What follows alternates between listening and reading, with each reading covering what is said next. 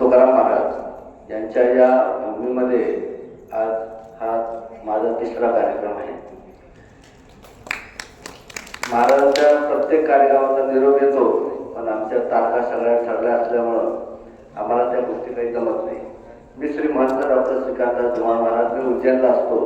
पुण्यामध्ये 4-5 दिवस येतो आणि परत उज्जैनला जातो. आज योगायोग असा की रात्री महाराजांनी निरोप दिला म्हणून आज थांबलो, नाही तर आज मी उज्जैनला गेलो असतो. आज ह्या महाराजांचं जे आंदोलन चालू आहे, महाराज माझं एकच विनंती की बोलण्यापेक्षा कृतीला महत्त्व द्या. जोपर्यंत शासनाला तुम्ही कृती दाखवत नाही, एका पाठीमागे एक कृती जर दाखवली तर 100% शासन घाबरतं. पण आपण करू, बघू, तारीख ठरू ह्या गोष्टीपेक्षा, कारण महाराजांचा जो त्याग आहे हा खूप मोठा आहे की या भूमीमध्ये जगद्गुरु तुकाराम महाराज फिरले म्हणजे ही माती सुद्धा खूप महत्वाची, सोन्यापेक्षा महत्वाची आहे. हे लोकांना कळलं नाही, पण राजकीय दृष्ट्या असो किंवा इंडस्ट्रियल लोकांनी काय केलं, जिथं मिळत तिथं उकरत राहायचं आणि घेत राहायचं. हे फक्त महाराजांच्या लक्षात आलं, बाकीच्या अजून कोणाच्या लक्षात आलं नाही. म्हणून इथल्या लोकांनी जो विरोध त्यांना केला, पहिल्या बैठकीनंतर महाराज आम्हाला खूप लोक भेटले की तुम्ही का गेले. पण त्यांना सांगितलं तर चांगली गोष्ट असेल, जर तुम्ही वारकरी असाल, ज्याच्या घरात तुळशीची माळ असेल, म्हणजे मी पण माळकरी आहे, आमचे वडील कीर्तनकार होते, पण महाकाळचं लहानपणापासून करतो म्हणून हा वेश माझा महाकाळचा आहे. परत लोकांना वाटतं हे कीर्तनकार आहे किंवा माळकरी आहे का नाही, पण ज्याच्या घरात तुळशीची माळ आहे, ज्यांनी जगद्गुरु तुकाराम महाराजांना गुरु मानलंय, माऊलींना गुरु मानलंय, त्यांना जो त्रास झाला तो वेगळा, पण त्यांच्या त्या लेवलनी त्यांना तो सहन झाला. पण आज महाराजांना जेवढा त्रास झाला हा या कलियुगातला खूप मोठा त्रास आहे. आणि त्या त्रासाचं प्रतीक, त्यांनी आजपर्यंत जो त्रास सहन केला त्याचं प्रतीक म्हणून आज आपण सगळे जमलोय. आज मी अखिल वारकरी सेवा संघ, परवा महाराज आमचा खूप मोठा आपण आला नाही, अखिल वारकरी सेवा संघाचा पदग्रहण सोहळा 1 जूनला झाला, त्यावेळेस हजारो लोक आले होते. पण गोंधळ इतका उडाला होता की कोण काय बोलावं समजलंच नाही. महाराजांना तुम्हाला शब्द देतो, अखिल वारकरी सेवा संघ आपल्या बरोबर सदैव आहे.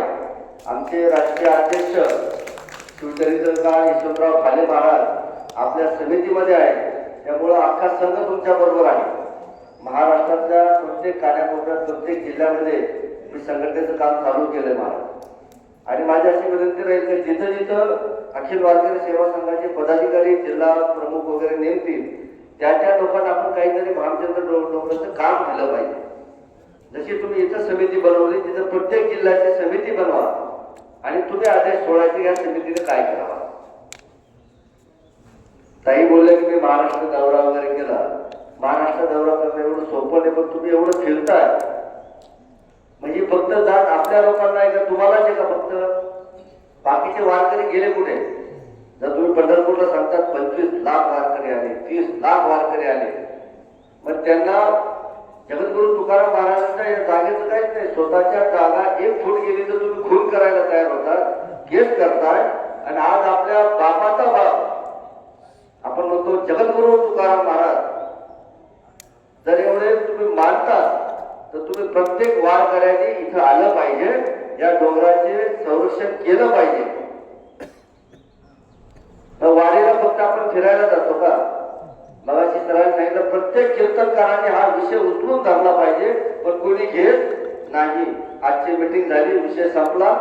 तुम्ही 4-5 लोक बडबड करणारे, फिरणारे, बस बाकी कोणाला काही घेणं देणं नाही. असं करू नका. इथं उठताना संकल्प करा, शपथ घ्या, इथून पुढे मी ह्या भामचंद्र डोंगरासाठी प्रत्येकाला भेटत, प्रत्येकाला समजून सांगत की मी काय करायला पाहिजे, आपण काय करायला पाहिजे. मगाशी महाराजांनी पुस्तकाचं प्रकाशन केलं.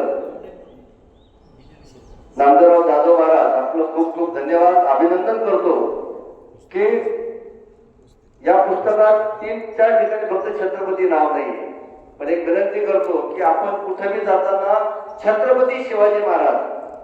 परवाचा माझा किस्सा असा आहे, माझ्याकडे कुरिअर आलं, तो फोन करत होता, मी शिवाजी पुतळ्यापाशी उभा आहे, शिवाजी आपल्या समोर घर आहे.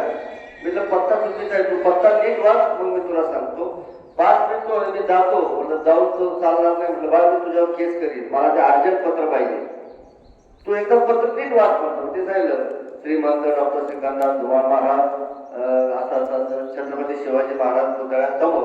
म्हटलं हा आत्ता पत्ता बरोबर आहे. आणि तो मराठा माणूस होता. आल्यावर त्याला सांगितलं तू जो पण हे बोलत नाही. त्यांनी संकल्प केला की आजपासून मी कुठेही गेलो तर छत्रपती नाव लावल्याशिवाय बोलणार नाही. हे आपल्या रक्तात आहे हो. फक्त भाषण करायला किंवा घोषणा द्यायला छत्रपती शिवाजी महाराज की जय, जगद्गुरु तुकाराम महाराज की जय, हे बोलण्यापेक्षा कृतीत तुम्ही काय आणता. महाराज लय भारी काम करतात, लय भारी आंदोलन करतात, त्यांच्या मागे कोण आहे. वेळ आल्यावर कोण आहे. जर ताईने सांगितलं आम्ही 50-60 लोक होतो, त्यावेळेस आपण कुठं होतो. आपण सगळ्यांनी महाराष्ट्र दौऱ्यामध्ये भाग घेतला पाहिजे. जाधव साहेबांनी 100 वोट देतो.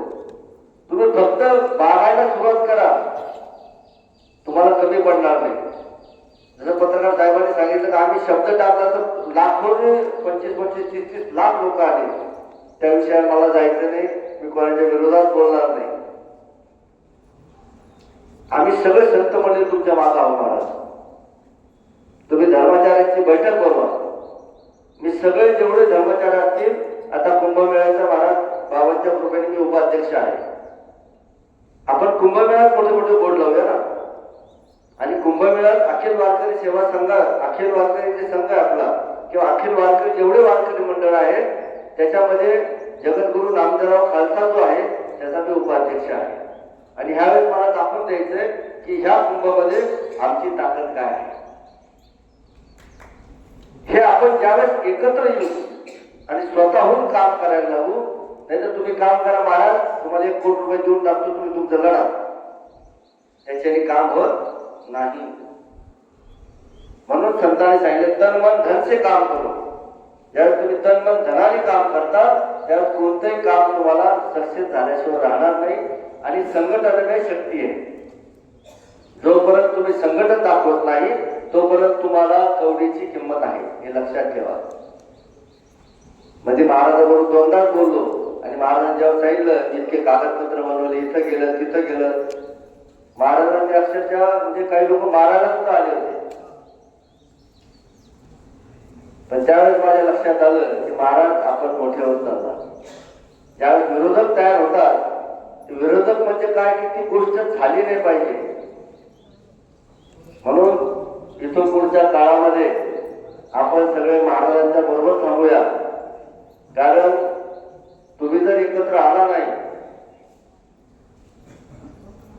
आपण ज्या ज्या गावात जाऊ, तिथे तिथे कीर्तन प्रवचनाला जाऊ, कार्यक्रमाला जाऊ, तिथं तिथं तिथं डोंगराचा जर विषय आपण घेतला नाही तर आपण शून्य आहात. इथं आला, कार्यक्रम छान झाला, भोजन करा, त्याच्या घरी निघून जा. पण जर संकल्प करायचा असेल, जगद्गुरु तुकाराम महाराजांचं खरंच नाव मोठं करायचं, ते तर खूप मोठे, तुमची कोणाची गरज नाही, एकाही वाद करायची गरज नाही त्यांना, कारण ते जगद्गुरु आहे. आज पण त्यांचं एक एक ओवी तुम्ही आतापर्यंत पिक्चर वगैरे बघितलं असेल, ते लईत लई 1-6 महिने वर्षभर चालले का फ्लॅप होऊन जातात. पण आज सुद्धा जगद्गुरु तुकाराम महाराजांची ओवी 700 वर्षानंतर बी चालू आहे. तुकाराम महाराजांची ज्ञानेश्वरीच्या ओवी आज बी चालू आहे. ज्या तुकाराम महाराजांना यांनी त्रास दिला त्यांच्याच नावावर हे जगतात, त्यांच्याच नावावर हे सगळे जगतायत. आणि तोच भामचंद्र डोंगराला जे आडवं लावताय, माझी त्यांना विनंती आहे की खरोखर जर श्रद्धा असेल, नावाकरता कधी करू नका.